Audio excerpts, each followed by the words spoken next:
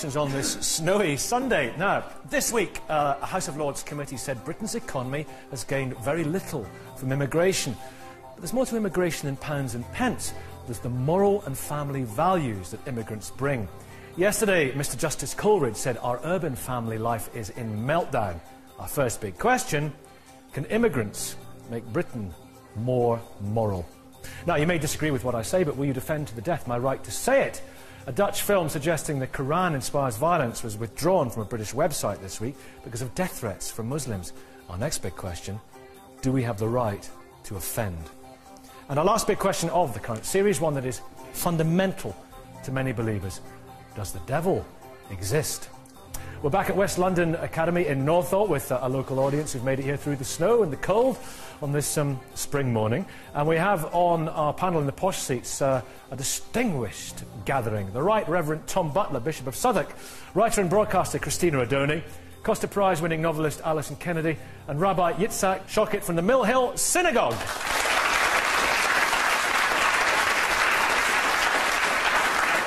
And our special guest is the scientist and untiring champion of atheism.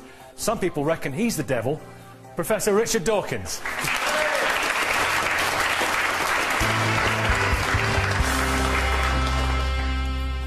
For centuries, Britain has become a new home to people fleeing religious persecution, like the Huguenots or the Jews, people fleeing political oppression, many who've come here just to make a better life for themselves and their families. They've also brought their religious ideas and their own moral values, which may be just the thing to rescue us from our social problems. At the start of this series of the big questions, a poll conducted for us by Comres found that 83% of the 1,000 adults surveyed believe that Britain is in moral decline. Can immigration make Britain more moral? Christina Odoni, I mean, this judge was talking about the cancer of society that is family breakdown, and what is needed maybe is a sort of injection of values. He didn't say this, but what do you think about the contention that maybe some of the moral values, the family values, brought here by immigrants can save us from ourselves? I think that's a very, very interesting theory, and I think absolutely just so. You know, we've been taught since 2007, since July 2007, that the immigrant community is basically a breeding ground for terrorism. Actually, I think it's a breeding ground for a fantastic value system. And when you look at where these immigrants come from, they usually come from cultures where self-sacrifice is still big. And although they come here for self-fulfillment, they manage to retain that sense of, you know, children come first, families all important, me, myself, and I is not at the very centre. A belief in marriage, mother, father, children, stay together. Yes, yes, but it's not just marriage. It's about discipline. It's about hard work. Yeah. You know, they come from Poland, from Bangladesh, from Ghana, and they still really believe that although they must make it, they want to keep their values intact. Douglas Murray from the Centre for Social Cohesion. This is what we need. Well, it's good to be talking about immigration not just in terms of economics, which is what tends to happen.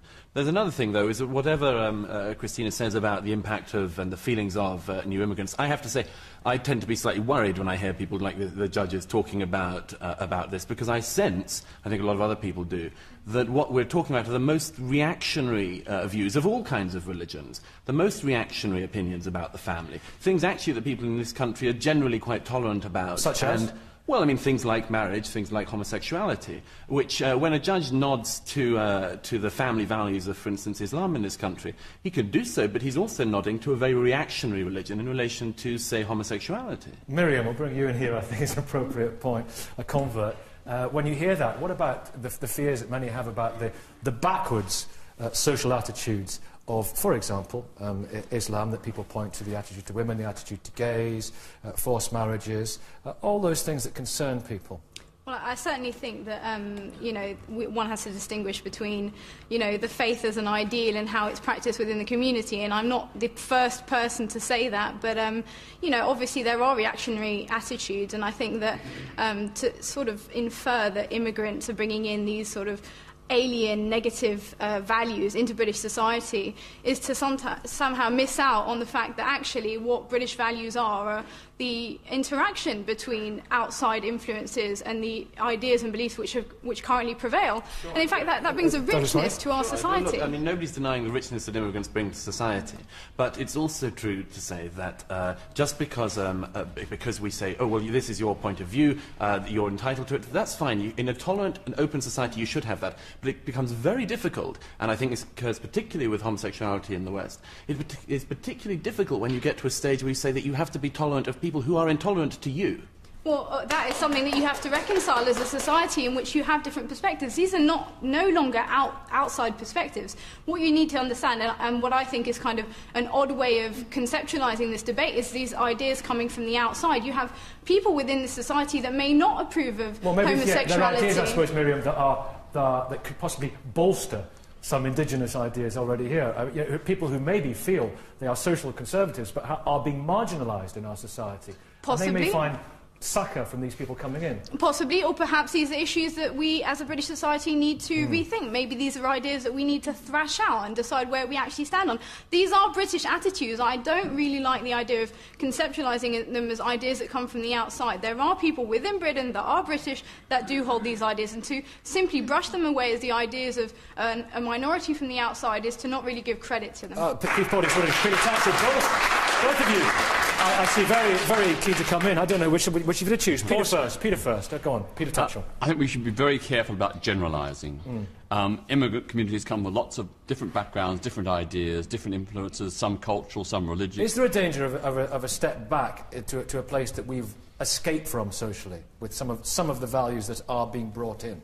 I think that is true amongst some immigrants. You know, look at the Polish immigrants who are coming here. A lot of them bring a very, very conservative, hardline Catholicism, which is very anti-woman, very anti-gay. We see other sections of immigrant communities who condone or endorse female genital mutilation, forced marriages, domestic violence, because I think men should rule the house and are justified to abuse their women if they're disobedient.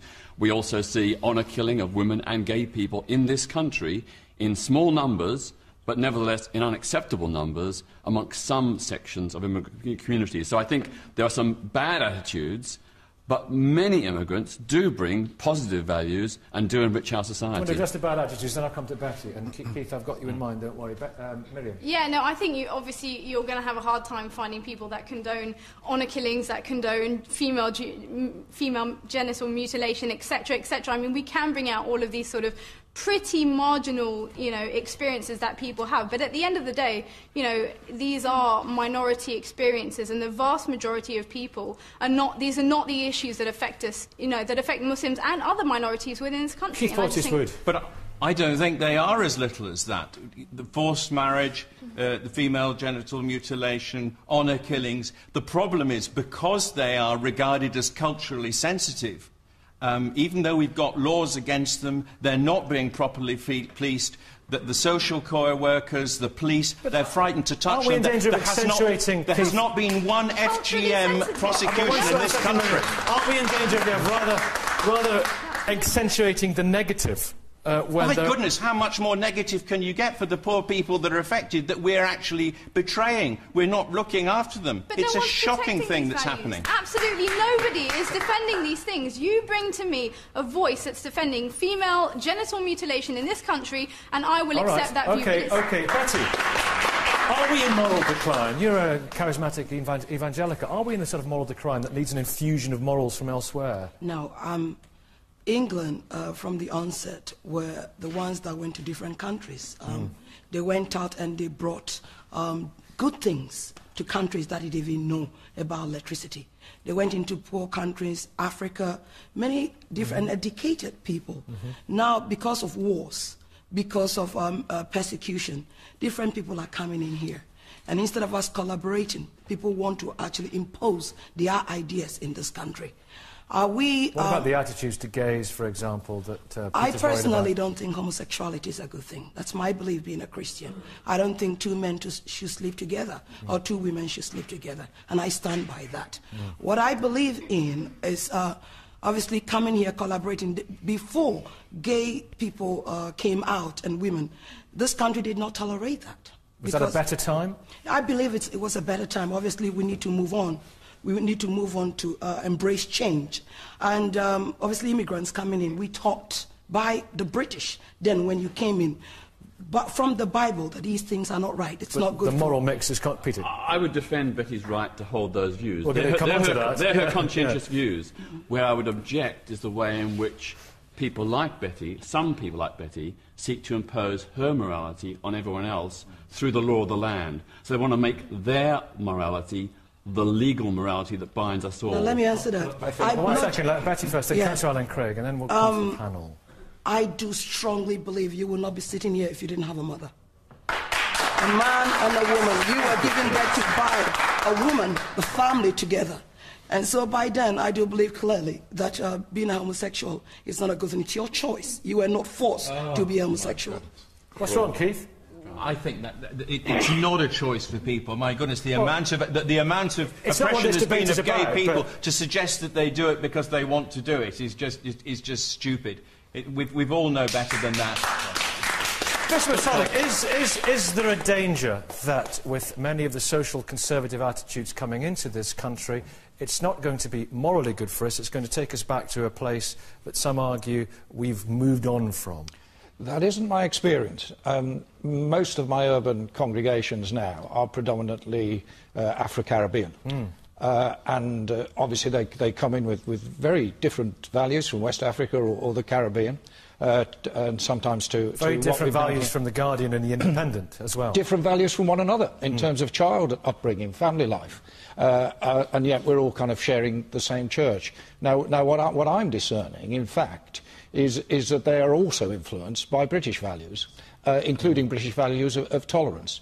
And the campaigning, if you like, from a more conservative direction is not actually coming from those people. It's coming more from white conservative British. And so, in a sense, we're influencing one another. And actually, from the Church of England, we're doing very well out of it because we've got somebody like Johnson Tamu, the Archbishop of York, who brings that energy and that passion, but also brings a great deal of intelligence. So we're winning. Let's get some views from the audience as well. Gentleman back there with the red shirt. Yeah, go on. Hi, we've been talking about sort of morality and stuff, but in terms of the sort of big stories in the news, in terms of moral action, there have been sort of Sharon Matthews and all the sort of teenage killings. What relevance does immigration have to that? And that's what people seem to be most concerned about when they're talking about moral decline. They're talking about these stories, but where's immigration got a point in that? The immigration, the argument is that there's many of the people coming in have a sort of a stronger moral framework, a stronger family background, and they would bolster those values within this country. People talk, Maria, about the Poles, don't they? You came from Poland, well, when? 3 or 4 years ago?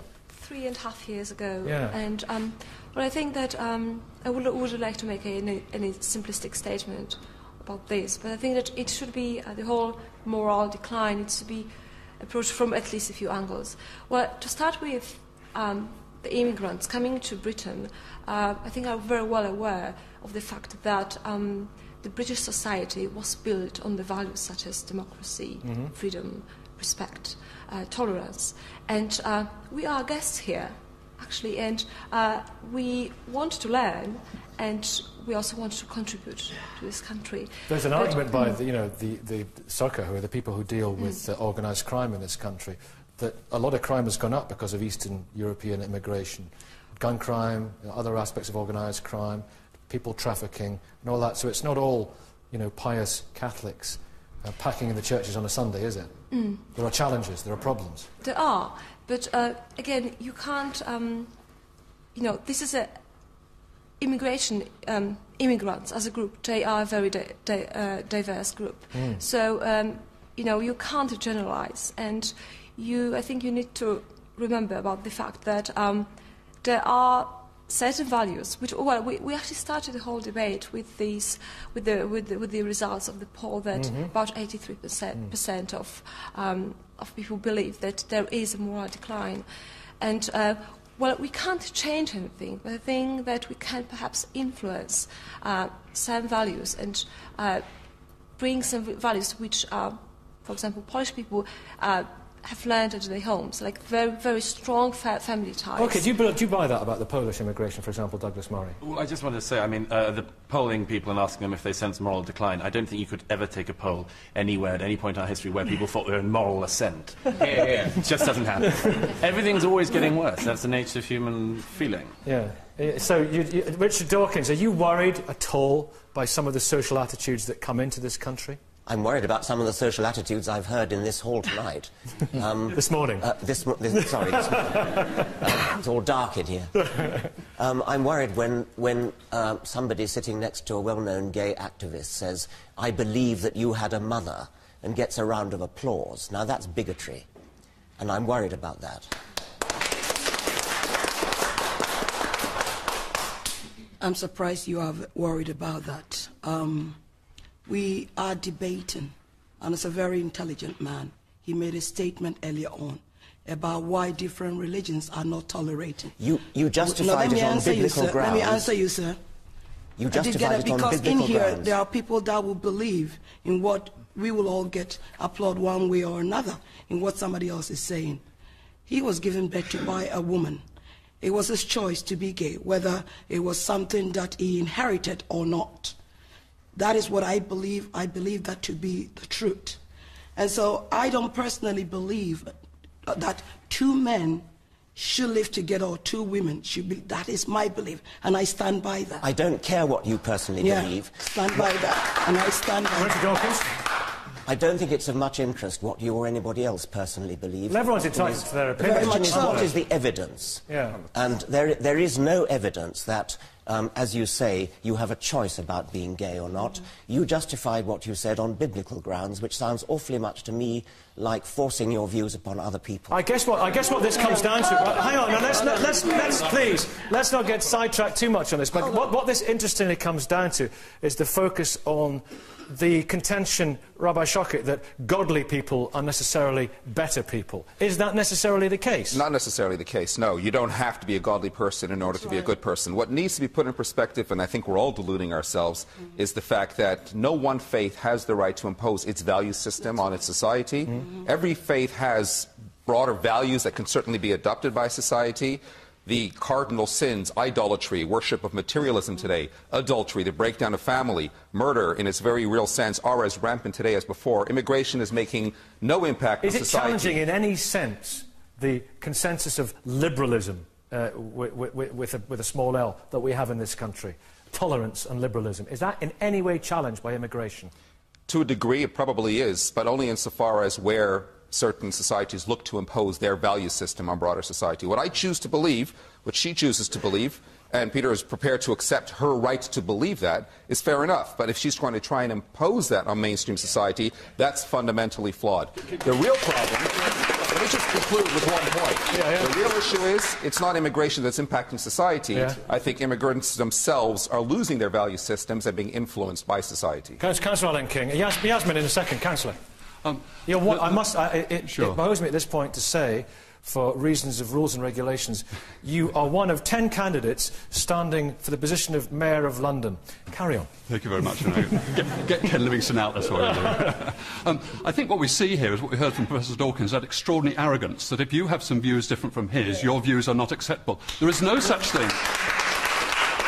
There is no such thing as a vacuum. There are therefore values in the public sphere. The question is whether you have the lady here, the Pentecostal evangelical, with whom I would identify and encourage her to speak up, or you get the arrogance that says her views are not valid. Actually, there have to be some views out there. The question is, can we live together? Can we tolerate each other? Not write one another out like Professor Dawkins was trying to do. She's absolutely entitled to her views. Tolerance and freedom of speech we will come on to, and the right to offend, but surely all our views are valid, aren't they? No, not necessarily. It depends on the evidence. She made a factual statement about the upbringing of gays and about whether gay people are free to change their minds or not. That is a factual statement. There is evidence bearing on it. That means that personal opinion, which is not informed by evidence, is not of interest. Yasmin, you've written this fascinating book about your own upbringing in this country. Your parents came from. Remind me where they came from. Pakistan. Pakistan. Do you discern a danger that we are stepping back in time, in a sense, with some of the attitudes being brought into this country? OK, before I go on to that, I have a real problem with discussions like this. We're talking about Britain's moral decline, and then we're looking at it through the prism of immigration. And we're totally distracting ourselves from the real problem, okay, what Britain is today. And there is a problem. We're not looking at the kind of pressures, the fact that life has got more complex. Of course, immigrants bring a lot of good values to this country. Who are immigrants? They're often the most kind of ambitious, entrepreneurial, creative people in their societies who come over here. But at some point, immigrants stop being immigrants and they have to become citizens. And that's when a new whole ball game starts. And now we're talking about a situation where, okay, what kind of society are we going to build? How are we going to keep cohesive with a different value system? Now, immigrants some of them are socially conservative. If you go back to the countries they came from, you'll find a lot of progressive people. There's good and bad everywhere. So I think let's stop talking about immigration as some sort of way of looking at this issue of moral decline, and let's look at sort of what Britain has become today and why we've got people like Shannon Matthews cases and this low self-esteem amongst... Although, to be fair, the question was posed in a very positive sense. Yeah. It wasn't a negative take on immigration. Sure, I understand. It was taking it from a very positive point of view. Thank you for that, Yasmin. Thank you all very much for those contributions with our interesting sideline between Betty and Richard on the way through. As ever, the debate continues on our message board. Just log on to bbc.co.uk/thebigquestions and send us your thoughts on our next two topics as well. Do we have the right to offend? And does the devil exist?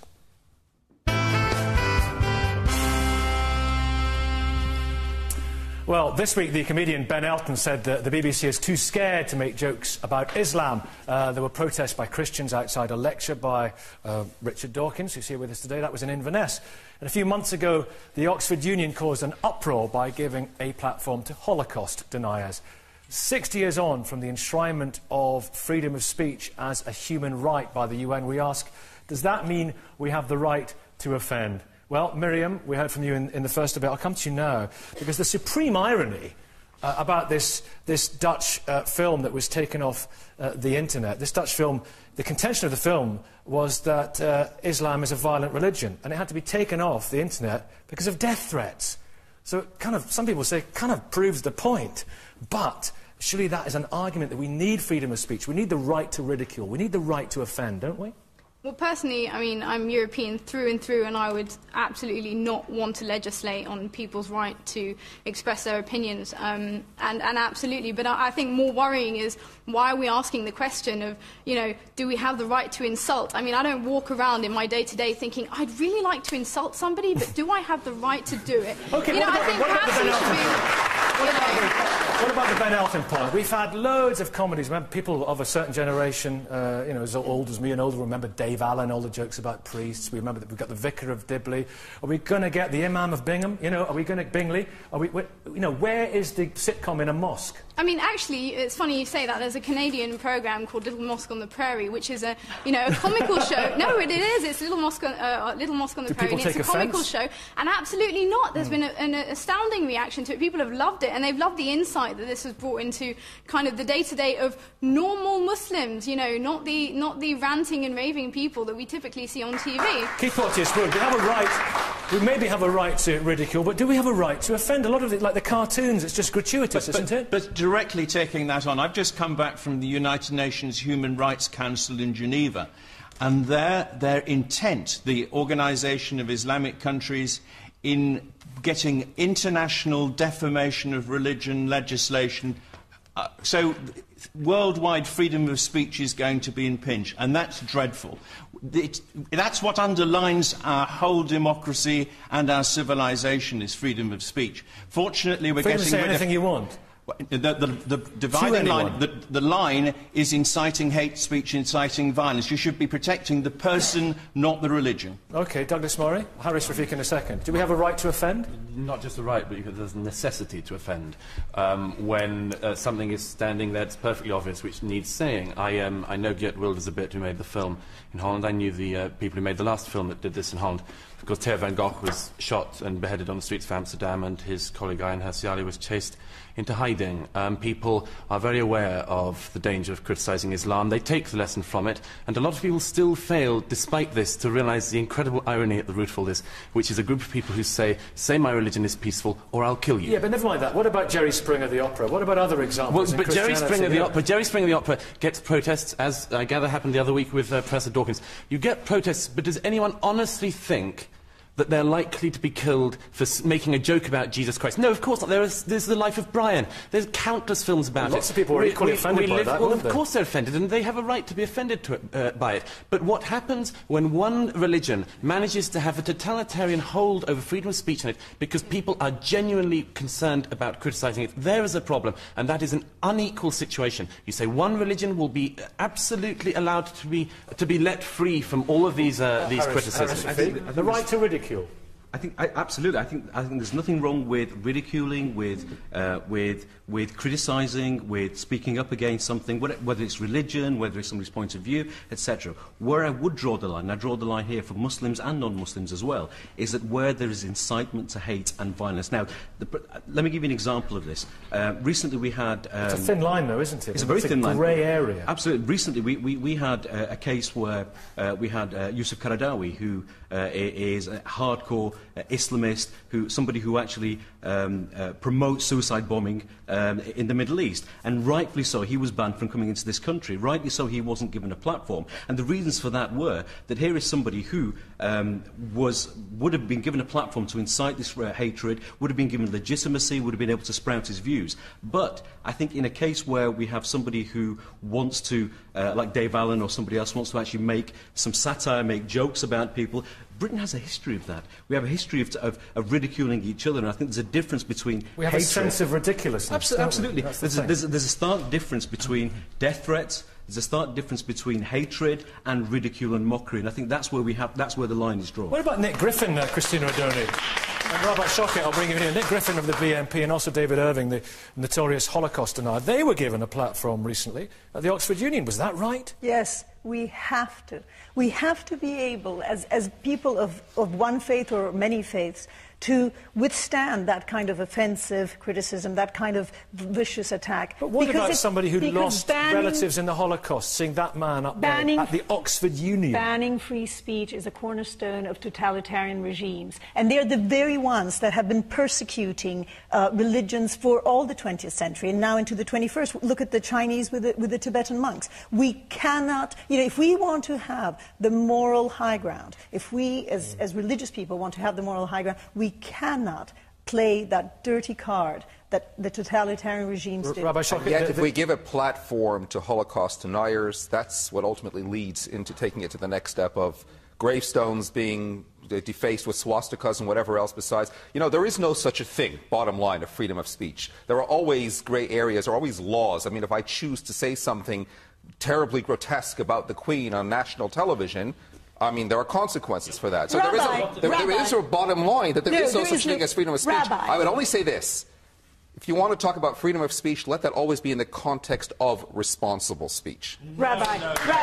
Keith Porteous, you can have freedom of speech as long as it isn't anything too terrible. The real point of freedom of speech is when it is terrible. And the other point is that by allowing these people to speak, I agree for the first time for a long time with Christine, that you actually expose them you actually expose them to criticism, and you don't have the speech being festered. If you stop it, it festers, and it isn't exposed. Does it fester, or does it legitimise Islamophobia, homophobia, misogyny, and all the other phobias that I can't think of right now? No. Does it not? No. You get it out, and these people are sitting. You get it out. If you have freedom of speech, people are allowed to criticise it, and so the people who need to hear that criticism hear it. And it's argued against, and it's defeated by words for Harris Rafik. That's ridiculous. If you have somebody like Nick Griffin speaking on a platform, if you have somebody like Qaradawi or Abu Hamza, all you need is one person in the audience who's going to take note of what he has to say, move forward and go and bomb somebody or kill somebody. And that's where we need to draw the line. We cannot tolerate the intolerable. If something is intolerable, we must, as a society, have a collective responsibility to stop it. You don't have to give a platform to Nick Griffin. The Oxford Union was wrong to give him a platform. But does he have a right to say what he says? Yes, I suppose so, just like Holocaust deniers. The problem is that when we talk about Holocaust denial and things like this in the same context as freedom of speech today, Holocaust denial is wrong for many reasons, but one of them is because it's a lie. It's a lie to pretend the Holocaust didn't happen, so you're giving a platform to a liar. When somebody says, as Geert Wilders has done, these are verses in the Quran, and these are what some Muslims do in response to that, that's not a lie, that's just a statement of fact. The most important social freedoms and advances have been brought about by people who caused great offence in their time. Galileo, Charles Darwin, they caused offence to the church because they spoke out against the church orthodoxy. The first people who spoke out against slavery caused great offence. Those who denounced the church and the way the church supported slavery, they were denounced and condemned for causing offence. Anything I could say that would offend you? Well, there may be plenty of things you can say, but you have the right to say them, providing you don't incite violence against other human beings. But how do we not legislate's the wrong word, but how do we make sure that people don't cross that line? Because as I say, it's a very grey area, isn't it? Miriam, you wanted to come back in. Well, I mean, I was going to say, there are certainly things that are offensive, but do we need to offend people by saying them? I mean, there's a way of saying things. We can discuss the institution of the monarchy in this country without insulting the Queen. It therefore makes it perfectly reasonable and possible to discuss, I think, the tenets and beliefs of any other religion without insulting sensibilities. So insulting sensibilities, that's interesting. Without insulting sensibilities. OK, some Muslims think that music and dancing are haram and should be forgiven, not forgiven, wrong word, Freudian slip, forbidden, haram, that it's forbidden. So if I were to say, music, forbidden, haram, that is just bonkers. Now, some people are going to find that extremely offensive, aren't they? Have I offended sensibilities? Do I have the right to say that? I think if people that are used to having debates within the interfaith debates are pretty familiar with the codes and practices of different religions and understand where those boundaries lie. And certainly that would not be one of those boundaries. But there are certain things that even people with no religion would find offensive. If I was to come on TV and start insulting, you know, I mean, I hate to be crass, but your mother, that would be extremely offensive. Now, we feel as strongly about our mothers as we do about the Prophet Muhammad. That doesn't mean you can't discuss what he says, the message he brings. People in this country put up with being offended. Walking down the street, you get offended. There's somebody wearing something you don't like, or you get offended. It's part of being grown up. It's just accepting the fact that you get your feelings trodden upon. Does it mean you have to deliberately tread on people's feelings? No, not necessarily. Exactly. But what you cannot do is to ring-fence one ideology through fear, intimidation, or anything else. And that is what we see happening. That's what Ben Ellsworth was saying. Richard Dawkins, Professor, you've obviously, I mean, a lot of people have taken offence at some of the things that you've written. You know, they feel personally offended because they feel that their faith, which is so dear to them, and their belief, which they cherish, has, you know, you're criticising it. Do you think about that? I don't go out of my way to offend. No, but do you think about the possible consequences? If people are offended, then they may argue against me. All I use is words. There's a radical distinction between using words and violence, and incitement to violence. The Salman Rushdie affair brings this out. Salman Rushdie simply wrote a book. That's what he did. He wrote a book. He was threatened with death. He was threatened with death by baying crowds in this country. People burned his books. They demanded the death penalty. And some leading parliamentarians suggested that the paperback shouldn't come out. Some leading parliamentarians, some leading clergymen, some leading bishops sided with the Ayatollah Khomeini rather than sided with this very distinguished novelist who did no more than put words on paper. That is a radical distinction. Can I let Miriam come back in? I do sort of feel like we're talking about issues in a vacuum here. I mean, you're talking about the fatwa against Salman Rushdie. Are we forgetting that we're talking about Khomeini? Are we forgetting that we're talking about the 1979 revolution and the context in which that was occurring? And similarly, when we talk about, you know, the reaction, the highly unacceptable, violent reaction of some Muslims, I would like to add, to films like Geert Wilders' films and Van Gogh's film, etc. You know, we're almost talking like it's completely decontextualised. It's not happening in a vacuum. Okay. Muslims around the world feel victimised. You're completely wrong.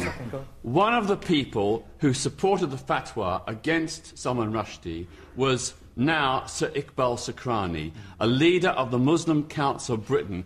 He got a knighthood after saying that death was too good for Salman Rushdie. And he's a leader. He was a leader of the Muslim Council of Britain. A.L. Kennedy, do you think that anything goes?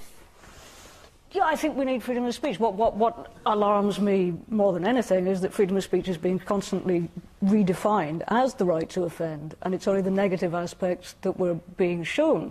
And that leads to absurdities like the photographs from the torture at Abu Ghraib are redefined in terms of these photographs are offensive and are causing unrest. And you don't get the dialogue which is about it's offensive to torture people, that causes unrest, and photographs of torture. And you have this absurd situation where the more true something is, and we are quite often talking about questions of belief and questions of factual, provable truth. The more true something is, the more offensive it will be. So, for example, you can't, or you would want to watch putting an article into a newspaper about a corporation because it would offend the corporation. And if it's true, you would want to be even more careful because it would impact even more on the share price. So this whole kind of right to offend seems to prevent truth from appearing now. And what was so interesting in our earlier debate was we had a Christian evangelical who was, we have to admit, pretty offensive if you were gay, and yet Richard didn't think that that was allowed. So we are not allowed, we are allowed to have Muslims feel offended, but not Christians. I didn't say she shouldn't speak. Richard, you said that she was Christina, allow Richard to come back. Offensive. I didn't say she shouldn't speak. Of course she's free to speak. I simply said that her personal opinion is of no interest on a factual matter where there is evidence. Richard, what do you think that means? You can always have a difference of opinion, and when there is a difference of opinion, you're pro-homosexuality, she's anti-homosexuality, so be it, you put those opinions out in the arena. Where it gets downright offensive, when you're going to offend millions of people who died in a Holocaust by saying it never happened, that's fundamentally wrong. But, Sir Rabbi, should David Irving not be allowed to talk? Bishop Tom, let's go on to this. As a final thought, Bishop Tom, cartoons for a second. Can I just take you to a specific point? There have been cartoons of, God, a white man on a cloud, in our culture and civilization for eons. It's not something we get concerned about. Why should we make special rules for other people? But there are different cultures. I mean, what was it, 10 years, 15 years ago, Spitting Image portrayed Jesus Christ as a hippie. We weren't terribly pleased about it, but we live with that culture. The Muslim community in this country said, he's one of our prophets. You don't denigrate our prophet. The Life of Brian was a similar kerfuffle, wasn't it? Now, actually, that was a very interesting kind of meeting of different cultures, different habits. And if we're going to share one country, and if we're going to have social cohesion, we've got to respect one another and think before we act. Britain is one of the most... I have not got the freedom here now to shout fire, because if I do... A lot of people get fired. You would. You do have the right. If it was on fire, you should shout fire. Yes, but if it's not on fire, you don't shout fire. There's a limit to freedom. So we have to watch our P's and Q's. We have to watch about shouting fire in the public arena if that is going to damage our social cohesion. Britain is one of the most multicultural, multi-faith countries in the world, and it's just not possible to carry on in a way you don't offend anyone. The answer is we don't have the right not to be offended, any of us. Thank you all very much indeed. Do you agree with what's been said? Whatever you say about what's been said, I'm going to defend to the death your right to say it. Send your views to our message board. Let us know what you think about our last debate. Does the devil actually exist?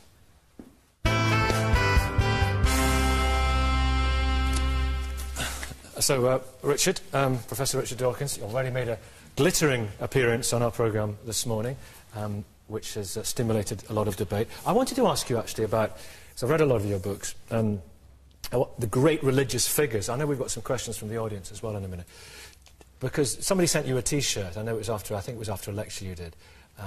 I saw this on YouTube. It was Atheists for Jesus. Explain that one. And also the figure of Jesus Christ, this extraordinary figure. What do you make of him? I wrote an article called Atheists for Jesus, making the point that he was a very good man, a great moral philosopher. As an individual, I don't think that the Christian values that say that he died for our sins or redeemed our sins, the idea of a sort of scapegoat who dies for other people's sins, especially dies for Adam's original sin when Adam didn't even exist. I don't think that that's great, but Jesus himself... How do you know Adam didn't exist? Sorry. I'm sorry, look, I'm a scientist, and we know that, well, there may have been an individual, but Adam in the biblical sense, as I'm quite sure the bishop will agree, did not exist. Now, the point I was making is that Jesus as an individual was a very good man, and I made the slightly tongue-in-cheek suggestion that if Jesus were alive today, he'd probably be an atheist. That was all that article was about. What sort of character do you think he was? You say he was a very good man. Do you think he was an extraordinary charismatic character? Yeah, he was a charismatic preacher, clearly, and he clearly had the ability to excite people to follow him. So I think he was clearly a very remarkable man. Needless to say, I don't think he performed any miracles. I don't think he was born of a virgin. And I don't think he thought he was the Son of God. And you think he's gone to dust and no more, and there is no trace of him anywhere else? It's all over. Plenty of trace of him in people's minds and books, but no trace of Jesus as an individual, no. Your whole campaign at the moment is fascinating, because it's almost like a crusade for reason. You've got the Richard Dawkins Foundation. We've heard your passion this morning. You think it's very important to put these arguments out there, don't you? Very important to put arguments out there, not in an intolerant way, I hasten to add. I'm sorry if I came across as wanting to suppress people's freedom of speech. Absolutely not. I'm all in favour of freedom of speech. All I was saying was that personal opinions are of less interest than evidence-based views. And it is not that difficult to find evidence. There's we have very, very good scientific methods for discovering what's true about certain things. For example, in the case of Holocaust denial, as somebody said, the problem with that is that it's a lie. And creationism, similarly, yes. Is that a lie? Yes. The Holocaust did happen. Evolution did happen. The evidence for both is absolutely overwhelming. People always say with evolution, the question they always ask is, well, where then, it's a fantastic theory, but where then, and will we ever find that definitive missing link between ourselves and the apes? Let me start with Homo erectus, Homo habilis, Australopithecus africanus, Australopithecus afarensis, Ardipithecus orarin.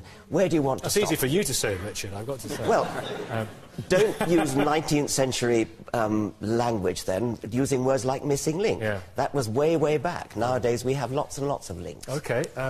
Christina, I think you've got a question. Yes. Richard, if I preceded a question to you and said, atheists like Adolf Hitler, Richard Dawkins and Joseph Stalin, ... would you take umbrage? I would take umbrage, but I would defend your right to say it. Yes, but I know, but what I wanted to point out is that in most of your writings, when you talk about religious people, you pluck out figures like the pilots who drove the airplanes into the Empire State Building. Okay. You pluck out people like the inquisitors of the Grand Inquisition, people like Jerry Falwell, and you must accept that for those of us who are of people of faith, to take these extremes, these horrible, horrible extremes, sinners in all our eyes now, as representative of our faith, is as offensive as you being lumped with Adolf and Joseph. Christina, if you had read my book, The God Delusion... Darling, have I read your book? I would not say your that. Book back. First, Adolf Hitler was a Roman Catholic. You Stalin... know full well that he was a Roman Catholic born, but he lapsed and he became an atheist. God spit ons. That is disputable. The real point I want to make is that it is actually irrelevant, because I don't, as a matter of fact, make points by picking on particular individuals and saying... There's a whole chapter in the God Delusion. The difference between taking somebody like Hitler and taking somebody like the pilots who flew into the World Trade Center or Stalin. Stalin may have been an atheist, he was an atheist, but Stalin did not do his terrible deeds in the name of atheism. The people who flew planes into the World Trade Center precisely did their terrible deeds in the name of religion. They were righteous people. They believed they were doing right. Okay. They believed they were doing the will of Allah. Right, OK. Well, it's interesting because they were... It was, in a sense, it was a kind of secular religion, wasn't it, communism? We've got Lara. A quick question from Lara. Then we shall move it on to our last debate. Where is Lara? Hi. Oh, you're right up there. I was looking at the wrong side. A very quick question, and Professor, if I can ask you for a brief answer. Lara. People believe in God because it provides them with a sense of hope. And without God, where would that sense of hope derive from? OK. First thing to say about that is that the universe does not owe you a sense of hope. It could be that the world, the universe, is a totally hopeless place. I don't, as a matter of fact, think it is. But even if it were, that would not be a good reason for believing in God. You cannot say, I believe in X, whatever X is, God or anything else, because that gives me hope. You have to say, I believe in X because there is some evidence for X. In the case of God, there is not a tiny shred of evidence for the existence of any kind of God. But you see enough. You see enough. But you see enough. As reading your books, I mean, there is something to be said for what you say about you see enough in the beauty, for example, the scientific beauty of a rainbow to inspire you. That's the second point I was coming on to, is that there's plenty of reason for hope in a godless world. The universe is a beautiful place, the world is a beautiful place. To understand it in a clear-eyed, open-eyed way, to look out at the world and to really understand why we exist, what it's all about, that is a hugely uplifting feeling. That really does give a sense of worth to life, even if life itself is finite, as I believe it is. Nevertheless, it is not a hopeless life without a God, and to revert to my earlier point, even if it were, then it's just illogical to say that gives you evidence for the belief in God. Here endeth the lesson. Thank you. Thank you very much indeed. Richard Dawkins.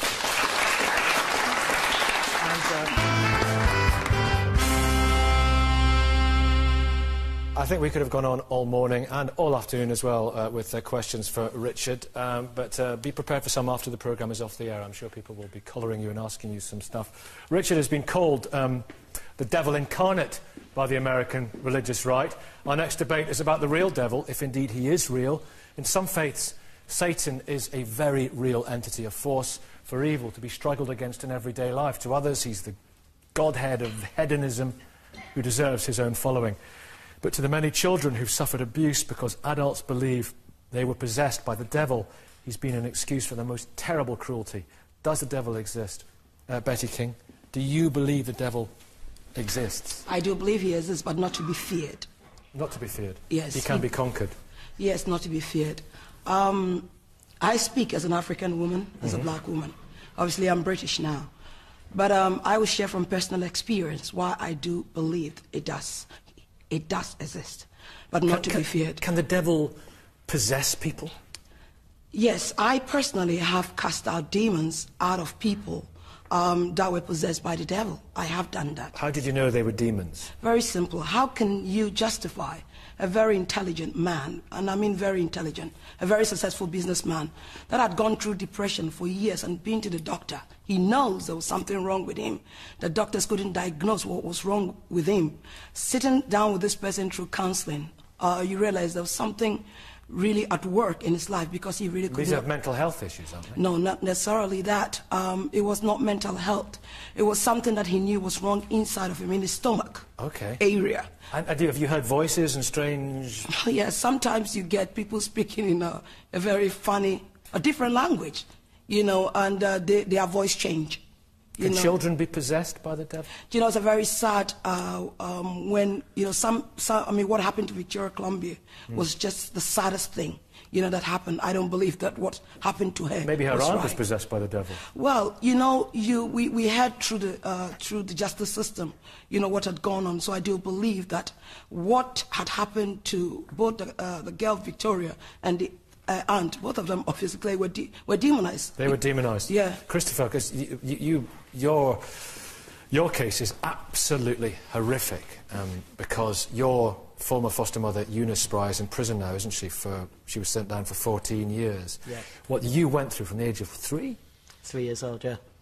And every time you were naughty, she said... Well, she thought that we were possessed by the devil.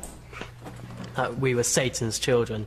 She was Jehovah's Witness, and Jehovah's Witnesses do believe in Satan, and that Satan can send demons down into people. I mean, as a poor little wee boy, you must have believed that. We generally did. You know, every slight thing I did wrong, I thought, is the devil making me doing this? Yeah. Is the devil inside me? And when it's been drummed into you day after day, you do believe it. And don't spare us the details. Tell us some of the things she made you do. Well, there's just... To rid yourself of the devil. Huge number of things. She was determined to beat the devil out of us, literally. She would beat our feet hours on end because the feet don't bruise, so there'd be no scars. But we would be there just led on the floor screaming, and then to shut us up, she'd shove sticks down our throats so we couldn't scream for help. She made you drink your own vomit? She did, yeah. We were made to drink bleach, TCP, anything to rid us of the devil. And she was determined to save us, from Judgment Day. So. Isn't that the danger of... and thanks for your coming on and talking about this. Isn't there a danger... With you can't think, OK, Betty, you want to come back? If you believe this claptrap, isn't this where it can lead? I'm really sorry that you went through that, clearly. She was the devil. Was she? Because nobody clearly can she was just a very bad person, wasn't she? Yeah, I mean, a child. You looking after a child. How can anybody looking after a child, put a child through that? I believe that she was the one that had the problem. Councillor, what do you say about what some people would contend, that if you start believing this superstitious claptrap, that's where it can lead? Well, it's rather like Christina was pointing out to the professor down there, that actually if you take the worst examples to try and illustrate your point, it doesn't make your point, and all of us would have sympathy for him and what he's gone through. Does the devil exist? That doesn't... Of course the devil exists. There's absolutely no doubt about the devil. How else to explain phenomena, as we're talking about, like Hitler, like Stalin, like Mao Zedong, and so on? How do you explain these great historical... devastating effects unless you actually say there is a devil behind it? You can explain it other ways, of course, but actually the most satisfying way of saying it, actually there is a devil. Just as there is a God, there is also a devil, and that is what's actually undermining it all. There is no other satisfactory explanation. But it isn't just individuals. Let's focus on this. There's no other satisfactory explanation for the great manifestations of evil in history. Oh, of course there are. I mean, look at what's happened in the Orkney child abuse situation, where we haven't moved on very far from the Salem witch trials. Alan says there's no other satisfactory explanation for Hitler. Oh, of course there is. It's an ideology. That was the problem. It was nothing to do with religion. But I mean, we think we've moved on, but we haven't. I mean, there's a witch finder general in every bishop's in every diocese. Have you got as an exorcist, there is an exorcist in every C of E diocese. There is the Roman Catholic Church has got them too. May I? I mean, yes, please. This is scandalous. I have in my diocese, as in other dioceses, an advisor on healing, and one of his responsibilities is to protect us from this kind of dabbling in dangerous, diabolical... Why is it dangerous? Because it's for the reasons we've heard. That means it must exist. Because it's dangerous in the sense that it confuses genuine mental illness with sometimes spiritual problems. And the more that one gets excited about casting out demons and devils, the less chance there is that one is going to bring healing and wholeness and health to people. And are you saying they don't do exorcisms? What I do say is that I think if we go back to the basics of the Bible in terms of the Bible sees the devil as a fallen angel. And that, I think, is an extremely good image, because if one looks at Hitler, if one looks at Stalin, if one looks at Pol Pot, if one looks at the 9/11... Is it an analogy, though? No, it is more than... Does the devil exist? It is more than an analogy. It is an angel that has gone wrong. Something that has been good, somebody who's had a strong vision for the good of society. Once it goes wrong, if it goes wrong, it can be diabolical. Gentleman back there, yeah. Yeah, I just want to say... Go on. In today's society, we've got paedophiles, serial killers, teenagers killing other teenagers. If that's not the devil, then what is it? What makes these people do what they do? The devil no more exists than Father Christmas or the Tooth Fairy. Let's look for the evidence. When we want to know the facts, we look for evidence that the devil or anybody else exists. Where is the empirical evidence that the devil exists? It's a superstition, it's a fanciful religious idea which has no basis in fact, not a shred of evidence. If someone produced the evidence, I'd be quite happy to believe it, but there is no evidence. The evidence is the Holocaust. How else can you explain the Holocaust except by saying there was a devil, a personal being, who actually designed to get rid of those 6 million people? There was no other... Hitler didn't himself. Okay, there was no other satisfactory explanation Professor for it. Richard Dawkins, how else do you explain the Holocaust? I'm just astonished that anybody in the 21st century can can use this kind of medieval, pre-medieval superstition. Look, Hitler was a very bad man. Hitler was a loony. And the real mystery about Hitler is, how did he come to power? How do we let social and economic circumstances? There are plenty of people like Hitler who are extremely bad, extremely wicked, extremely mad. But he mostly didn't kill they don't 6 million come to people. power. His system killed 6 million people. In other words, the devil behind him killed 6 It was an million people. ideology. He didn't personally do it. I don't think he devil. killed one of them himself personally. I know. Why would you bring was in just a some product of it. supernatural force when what we're dealing with is an evil man with a country in great economic deprivation, a country that felt very bitter about losing the First World War? There are all kinds of complicated historical reasons. But they aren't fully explanatory. This was an evil unparalleled and a descent into barbarism. From a civilised society. From a civilised society, which is the point that Alan Craig makes there, unparalleled in history. Would you explain it by diabolic means? I think if you were going to suggest that it was out of Hitler's hands insofar as it having been the devil per se, then to all intent and purposes, from a religious perspective, you couldn't hold him accountable. I think you have to reflect on the fact that from a Jewish perspective, there is good in the world and there is evil that exists. Does the devil exist? The devil... The only time the devil appears in Jewish folklore is when he turned up in a synagogue one Saturday, scared everybody out except for the elderly rabbi, and when he asked him, "Why aren't you scared?" he said, "Because I've been married to your sister for 42 years. But the concept of evil per se does exist in order for there to be the balance and free choice in the world. In other words, a world that enables a man to make himself into, say, a Moses has to also enable a man to turn himself into a Hitler. Does anyone believe that the devil can actually appear in human form? Does anyone... There's good and bad in all of us. That's it. There's dark and there's light.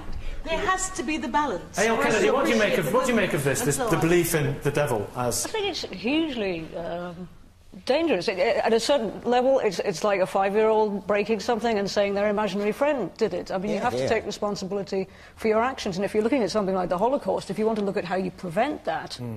The one way not to prevent it is to say, oh, well, the devil descended and made X number of million people kill X number of other million people. You have to look at the individual stages and the individual actions and the structure that made people feel not responsible for their actions. You know, it was a horribly well-designed way of killing millions of people. And if it's just that somebody with wings turned up and made it happen, then you have no way to stop it. Horns, not wings, you've got it wrong. Oh, horns, wings, hooves, tails. Alan, how can I stave off the devil? Who do you want to Alan Craig. Alan Craig. Well, that's simple from a Christian point of view. You stave him off by Christ. It's in Christ you stave off the devil. It's simple. It's not complicated. But the point there, excuse me. Sorry, can I... forgive me, Alan, sorry. We started with you, Betty. Do you believe the devil can appear in human form? Factually, what I know and have seen, I haven't seen him. Because some people say Richard Dawkins is the devil. I don't want to... those people... Every man is created in the image of Christ. Some evangelical Christians say that. Do you exclude the possibility? That he's the devil?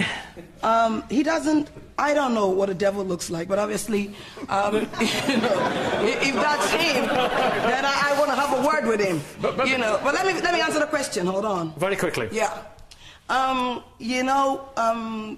So many things that is being said here today. Whether the devil exists, yes, he does exist, but not to be feared. I say not to be feared because of my faith in Christ. And everybody needs to believe. We all need to believe in something for us to don't go there. Let me finish, because patience is a virtue. I think you two should have lunch after the show. I think that would be a nice end to the big question. Some people are saying that the devil is a force in the world. There are forces in the world like gravity